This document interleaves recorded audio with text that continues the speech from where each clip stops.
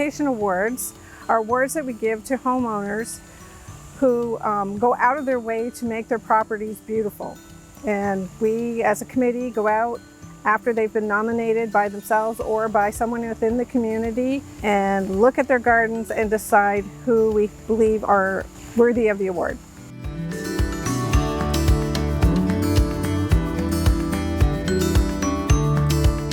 The criteria are the individual needs to have been involved in the design and care of the property. We don't want somebody that, you know, has a company that comes out, did the design and cares for the property, because it's not fair to the ones who are truly involved in the design, and you can definitely tell the difference. The Beautification Committee looks for a variety of plants. It looks for the individualization of the garden. Like, you can tell when a person is really involved in their garden by the way they talk about it. Things that really just stand out, and just the overall look.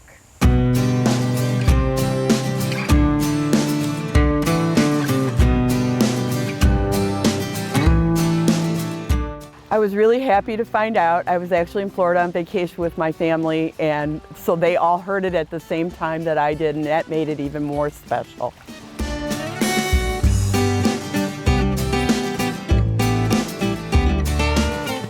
I think it's in my genetic makeup, because when I looked back at my father's history, back about 400 years, all of his ancestors were farmers in Germany. And I think when I first started gardening in my old neighborhood, it was because I'm a nurturing person, and my kids were growing up, and I felt like I needed something to do, and it just was the logical choice for me to try gardening. And when I started it, I just felt so happy while I was doing it. While I was actually working in the garden, I would think about things, and I would remember things, and it would make me so peaceful and relaxed, and so it just kept growing and growing and growing, and here we are today. The front of the house has changed a lot in the last year because I've had 4 surgeries, and that's kind of crippled me a bit to the point where I decided I couldn't do as many annuals as I used to, so I planted almost all perennials up front. I have phlox, I have daisies, I have some black-eyed Susan that the rabbit didn't eat. I have balloon flower, and so they come up at different times, and it also looks like something is always blooming up front. And then I have a beautiful magnolia tree that I absolutely love and look forward to blooming every May, right around my birthday. And then I have some begonias in the front also, to have a little bit of extra color, but other than that, that's pretty much my front yard. The side of my house, I have a lot of hydrangeas. I have 2 different kinds. I have limelight hydrangea and I have Annabelle hydrangea. The Annabelles are smaller and they have big round mop heads. They bloom first, usually in mid-June to mid to late July. The limelight hydrangeas, which are blooming now, usually start at the end of July and go all the way through September. They start out green, they turn white, then they turn pink, and then they turn green again. So they are really beautiful to watch over the time that they're blooming. I also have some 9-bark that are red-leaved, and I think they look really pretty for a different accent color. I have my lilacs here at the bottom of the pond that bloom first in the spring. I have a lot of different perennial flowers around the pond that bloom at different times, unless the rabbit eats them. In my backyard, I have a lot of mature trees now that we planted when we moved here 22 years ago. They were $11 trees from Home Depot, and they were about 6 feet tall, so now they're quite large. So they give a lot of shade. So over time, my back of my garden actually changed from a sun garden to a shade garden. So I had to learn to adapt to plant different things in the shade, and I found out that a lot of my Annabelle hydrangeas love the shade, so I interspersed them between the trees. I also have these 6 to 7 foot tall black-eyed Susans that stand up really tall, and I like it for the height that they have. amongst the trees. They're interspersed. Let's see, I have a little secret garden in that corner back there. We call it the secret garden because it kind of became a garden all by itself when the pool was built. The men were just dumping stuff back there, and then we didn't know what to do with it, and we thought, okay, we'll just make it a little secret hideaway, and my grandchildren love it. We just have a lot of little perennial plants in there, like a stilbay and sedum and hosta, daylily. The other side, I have some mature spruce trees that we also planted 22 years ago that are now gigantic. And underneath, I'm starting to get, I had only shade for the longest time. Now I'm able to get some sun in there, so I'm starting to plant some sun plants. I planted some helenium, which are like rudbeckia, black-eyed Susan, daisies, and I have a lot of hosta. I have a ton of lily of the valley back in there. And I just try to intersperse with little pots of begonias mostly for some color. I love the pots because they add so much color to my backyard, and I love color. So in the wintertime, it looks so dead back here, and in the summertime, I want it to really come alive. And I like the tropical flowers, so I have a lot of tropical flowers in my pots. I have canna, I have Mexican petunia, I have a lot of dipladenia and mandevilla, I have lantana in a basket, or also lantana trees. And the other reason I like them is almost all of those are hummingbird magnets, and I love drawing the hummingbirds into my yard. I love looking at them, my husband loves looking at them, and I have two cats who have a window cat perch that they look right out and they can see them, and they just love watching them. My biggest thing would be, don't be afraid to try new things. Sometimes we're afraid we only will do the things we know that will work because we've done them, they've worked, we don't want to spend the money and have it fail.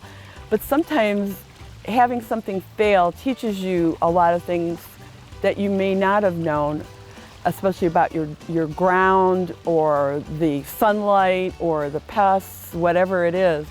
I have learned, even after all these years, I've still learned something new every year. This last year, I learned that despite having native plants, which aren't supposed to get eaten by your creatures, they do.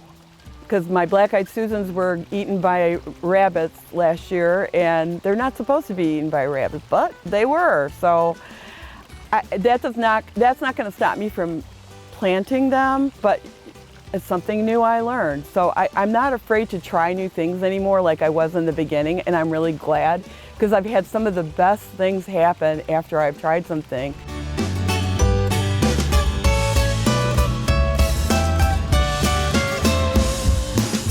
When I'm actually planting the garden, I'm just so happy knowing that I have 4 or 5 months of color going everywhere in my backyard.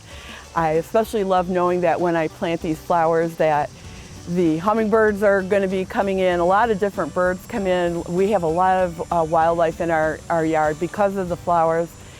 And I just feel this overwhelming sense of happiness when I look out my window and I can see everything that I've planted, and it just turned out so beautiful like I had hoped it would. I feel like I'm being selfish when I do it because it makes me happy.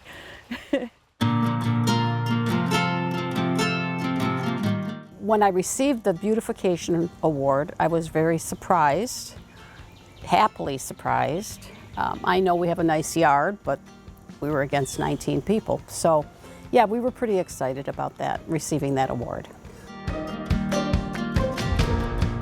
I like to have a peaceful setting.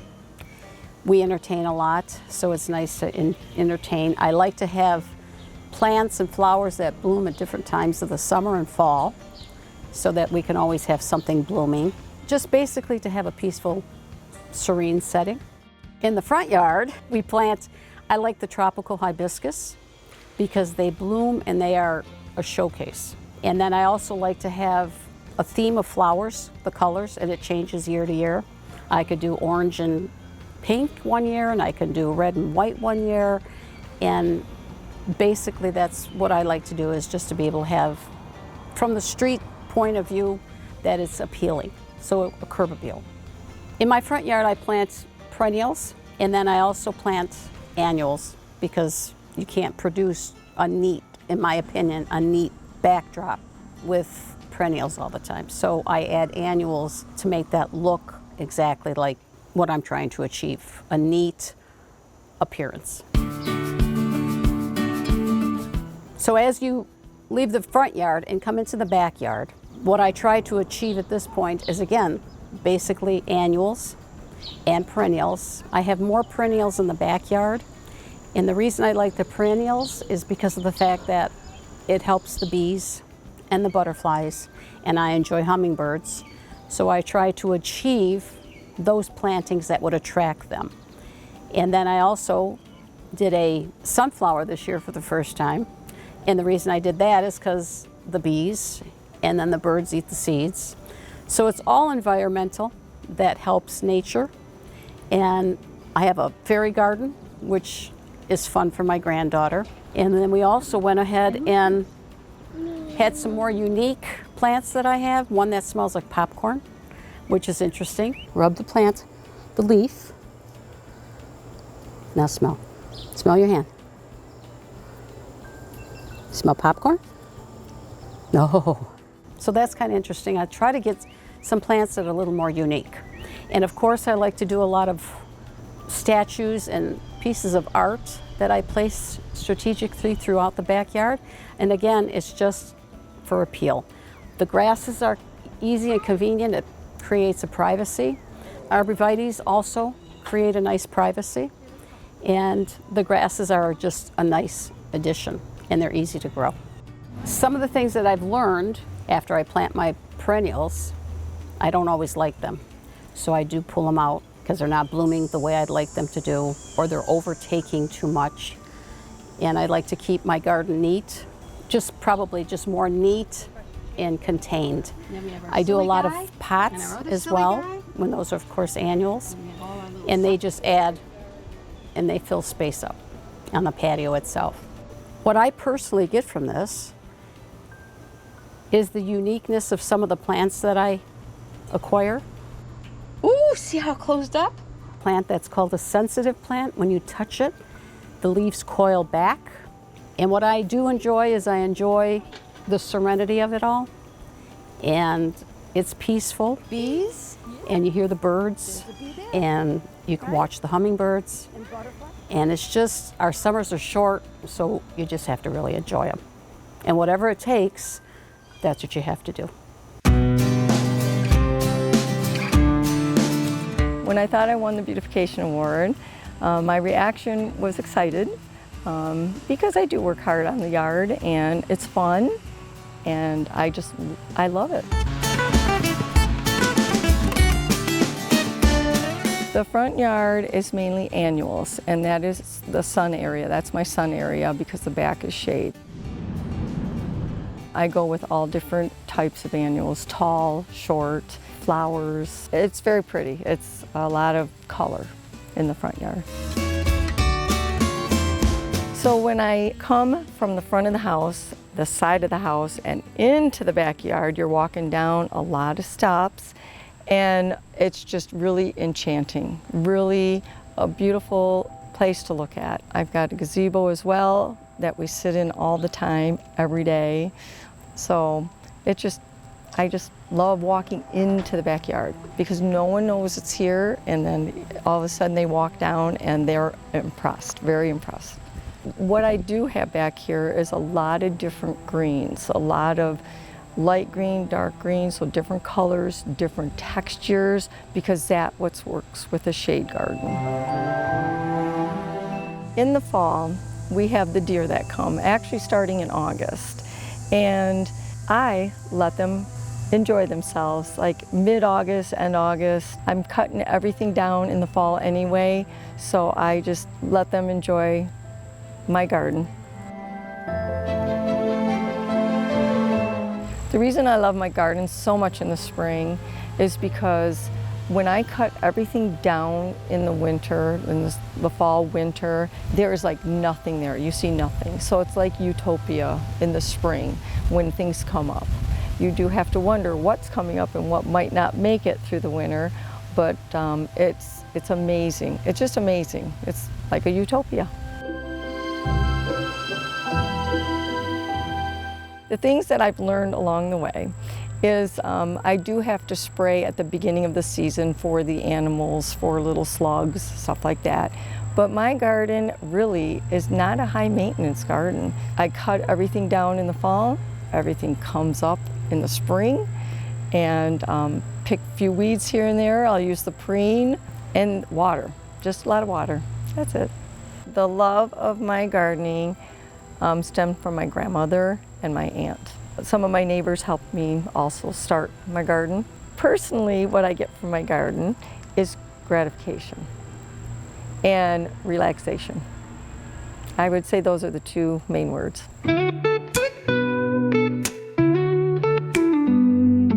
I was surprised. We've worked on this a lot, and I knew that we did a good job, but the back's not finished, and the lady that talked to me said, "When are you going to finish that?" I go, "Oh, probably not till November." And she goes, "Oh, okay." And I thought, "Oh, well, I'm out." So I was really surprised, thrilled, actually. That's very cool. It's encouraging. Getting notified that we had won a Beautification Award was startling. My immediate thought was that it was nice to be appreciated by our neighbors who get to look at all this all the time, but we had no idea that they thought highly of our work.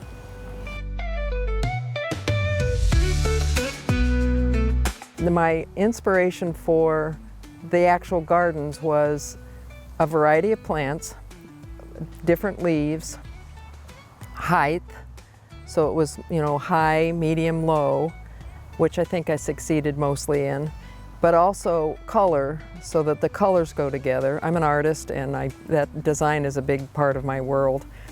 So I wanted to make sure that not only was the color and the height of the plants work, but also some plants don't last all year, so we had to make sure we had spring, summer, fall plants, which was super fun. And all of this was a learning experience because I'm not a gardener, but I'm trying to be one. We moved here 5.5 years ago, and we started working on the garden that following summer. The first thing we had to do was dig out the old landscape cloth and black rock and put in truckloads of dirt.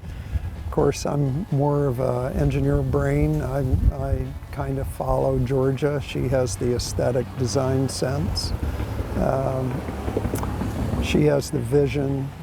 I don't really see things in the future. She can see where she's going. I'm probably like a lot of guys out there. Oh, we want to do roses? Okay, we'll do a box of roses, or we'll do a line of roses. And Georgia's thinking about textures and lines and colors and time of the year, time of blossom.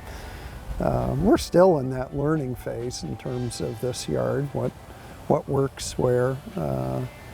But those changes, what we have today, I think is a good start. We started with the front yard, and most of the flowers and plants in the front yard are perennials, which is easier. They're more expensive to start with, of course, but they last. And then the annuals are like the begonias behind us, and a few of those. We just put in because I think they're pretty, and they make a nice, like the begonias make nice edging. And again, it's a work in progress. On the side of the house, there was basically no gardens. So I wanted to make sure that the side of the house, especially on the east side of the house, that it was inviting and there was an areas you wanted to go out and sit in. Well, first of all, we had 14 juniper trees that we had to tear down last summer. That was a big job, but it opened up this area back there so the grandkids can play. We got a tetherball back there, and it's just a nice place to sit. So we did a garden on that side, 2 gardens actually. So it's a nice sitting area. And then on the back of the house, we did the same thing because we have a sun porch back there, and we like to sit out there pretty much every time there's a nice weather, and we look at the plants. We just wanted to make our home friendly and inviting and beautiful, and the plants make it all work. You know, there's a lot of editing that goes on in gardening, and most of that is our own personal editing, what we like, what the plant likes. Can't just grab a plant and stick it where you think it needs to go. I think this is fairly important. You have to learn your plants, what they're responding to. We did all this work because we don't have an off button. we like to work, and we like beauty, and we like to improve our home, and it's important to us to make an environment that we want to live in, but also is inviting for other people. But we're both artists. We're both makers. We're just makers. That's all it is. And we're always making things that improve. On the side of the house, in addition to that, on the side of the house, there's a big window off of our garage, and I put seasonal displays in the window, and I change it through the season. So I have like 5 or 6 different images. I have Christmas and Easter and fall and spring, and now it's the summer one. But we just like making things, and Caleb is 100% involved in this as well. It's not just me. Don't let him tell you it's just me. Advice I could give is you take notice of the soil. Here in Shelby, we have a lot of sand and clay, and we don't have a lot of good topsoil. And plants like good soil.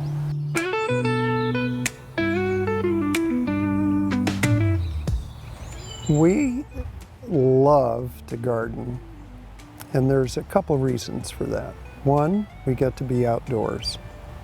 2, we like the physical work. 3, we like the sense of accomplishment. I think that's kind of it. 4, I guess, is to make our home pretty for our own consumption, but also to have a good presence for our neighborhood, which is actually a fantastic neighborhood. I personally get out of this a few things. 1, it's exercise. It's a way to keep my body healthy. I'm in my 70s. And it's a creative process that I absolutely love. And it's like sculpture in a way, where you have all this land that you can just play with. And it's always a work in progress, because it changes in the seasons, and it changes every year, and it's fun, and I love it.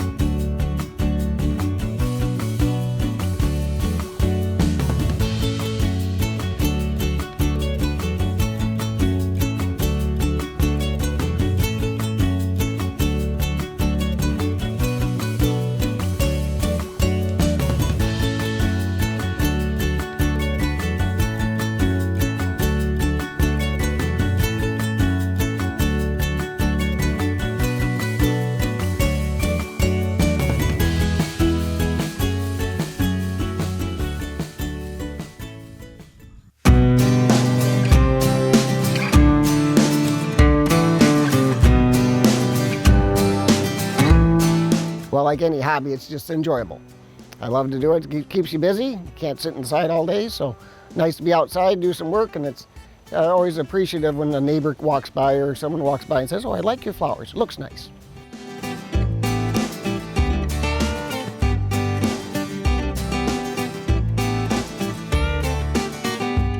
Our house is a Victorian style house and has a railing, and I've always put pots on the railing hanging from the front, and I always like multiple layers of flowers. I just don't want everything planted on the ground. I'd like to have different layers, and I have plant stands that I've built, hanging pots and so forth.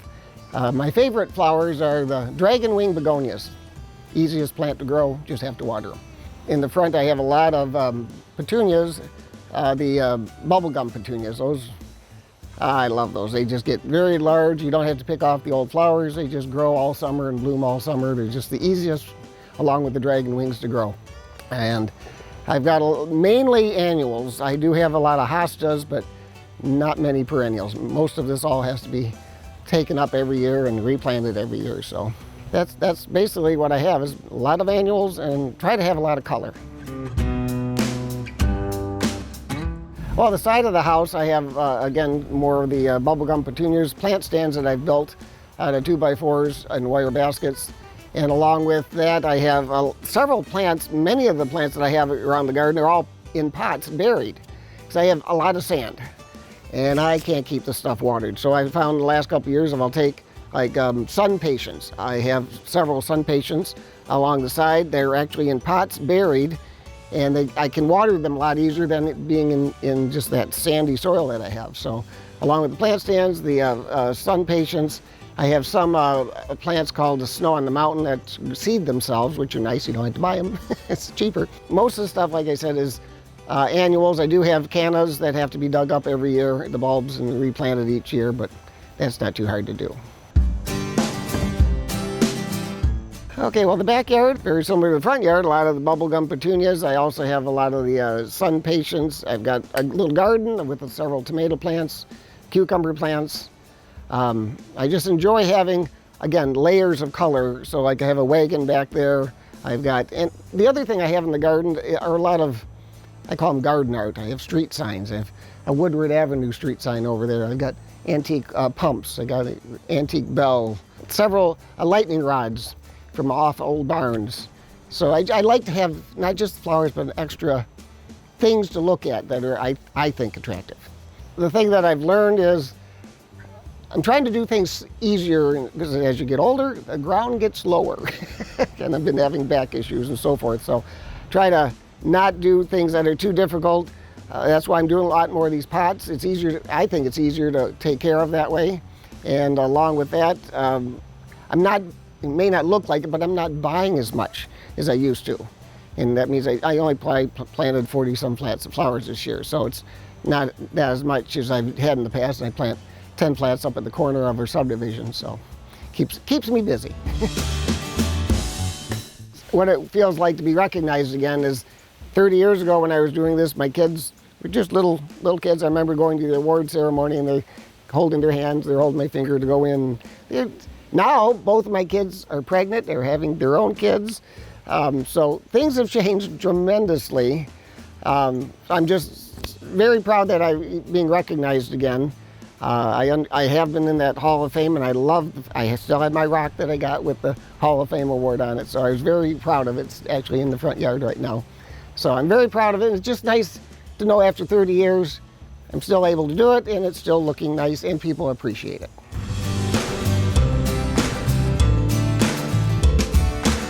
Where did the passion come from for this? It started with my grandmother.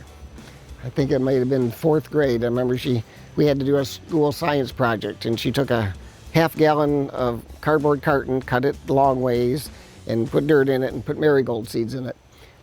Took them to school, they grew on the windowsill, brought them home, planted them in the front of the house, and they grew into nice marigolds. I thought, this is fun. My grandmother always had beautiful flowers. She had over 100 roses in her garden. So I think I got it from her. It's just something I've always wanted to do. We used to go out to Frank's nursery to buy her flowers. She helped me pay for things and helped me plant them in the yard.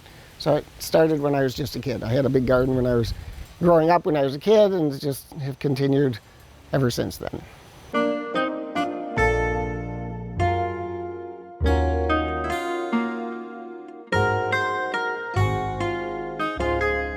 We were very happy to receive the Beautification Award, very pleased for the volunteers who work so hard at making the grounds look so beautiful each and every year, and throughout the year actually, in the various seasons of the year. It was kind of a surprise, and I felt honored and just glad that what we do matters. We couldn't do anything without the volunteers. Their level of commitment we couldn't buy. If you hired a company to do all that they do, it wouldn't be that way. They're out here weeding, they're out here watering, they're constantly pruning all the various flowers and trees. We couldn't do it without them. It was Father Joe's vision to make the church more welcoming, and in the initial meeting he appointed 5 of us to be captains of the gardens around the parish. Over the years, it's developed into a beautiful garden. All 5 gardens are definitely different, and everyone is in a spot to welcome people, and they have people enjoy them. As far as the gardens go, there's one for the sign, there's one by our waterfall over here. The Stations of the Cross is a new one. The other entrance has a beautiful garden over there too that's welcoming, all done by volunteers. On this particular garden, it was a challenge because it's an island, so every direction, but the big spruce tree helped for a backdrop of everything, but we went with more centerpieces, which would be like Japanese maples, flowering shrubs, boulders, and then you face down plants from there with perennials and annuals. Last year we developed a garden around the Stations of the Cross, and we wanted to make it private, so we planted evergreens around the edge, and then each station has flowers, and it involved a new sidewalk, a lot of a statue. As it turns out, it's an ongoing project. Every year we're going to add things to it, and it's just another way for people to come and pray.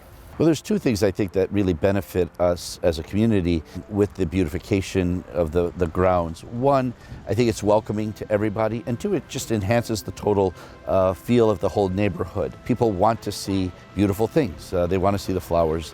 It's fun to see the wild turkeys and the deer in the back part of the property, but also to see all the beautiful flowers and the various things that we've done in the area. I think the best thing to do as a gardener is to talk to people, other gardeners, and get advice. Everybody brings something else as far as their knowledge and expertise, so it's good to take that into consideration when you're doing your gardens. I just really appreciate the award, and I thank everybody who voted for the award. I think it's a great gift to the volunteers.